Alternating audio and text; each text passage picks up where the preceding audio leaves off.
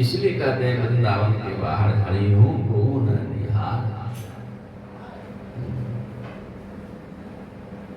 यहाँ श्री गोस्वामी चरण का यही कथन है। यहाँ भी इसी कारण उन्होंने कहा अपि त्यक्त्वा लक्ष्मी पति रतिमितो व्योम नयनि ब्रजे राधा कृष्णो स्वरति मणिदो त्वं भज मनः।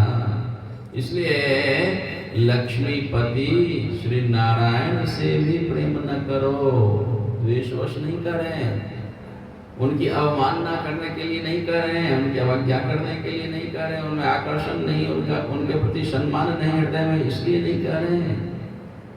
इसलिए कह रहे हैं कि वह वृंदावनीय स्वरूप नहीं है उनका। श्रीमन नारायण बैकुंठ अधीश्वर हैं, वो बैकुंठ ले जाएंगे। बैकुंठ में जैसा व्यवहार होता है भक्तों के संग, वैसा व्यवहार वो करेंगे। श्री वृंदावनीय व्यवहार उनसे प्राप्त होगा नहीं।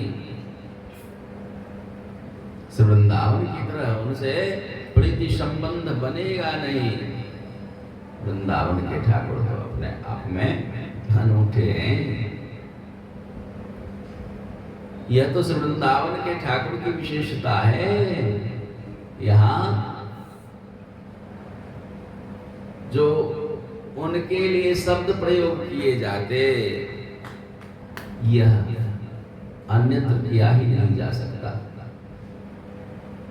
किसी भी भगवत स्वरूप के लिए कोई लंपट कहे, लबाड़ कहे, चोर कहे, कह सकते क्या? हाँ, सोचना भी अपराध हो जाता है। किंतु उन्हीं शब्दों से यहाँ जब उन्हें संबोधित किया जाता है तो इतने प्रसन्न हो जाते हैं जितना वेद गान से सामवेद कोई गान करके सुनाए तो इतनी उनकी प्रसन्नता नहीं होती जितनी प्रसन्नता कोई लंपट लवार गवार कहकर पुकारे तो जितने खुश होते हैं।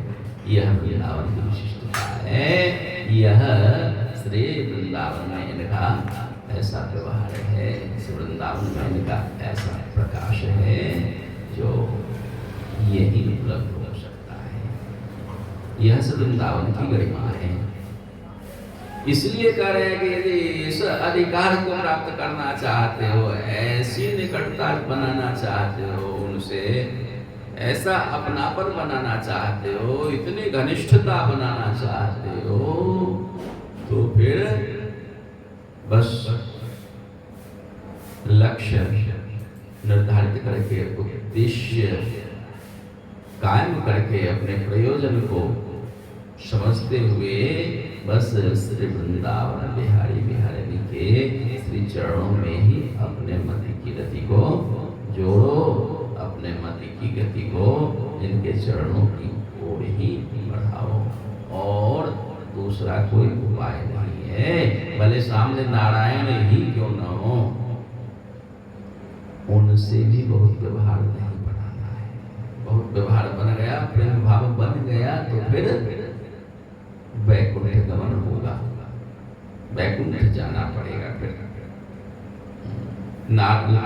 लक्ष्मीपति नारायण ना करी वेरती, करी ले हई वे तब परप्यो में गति।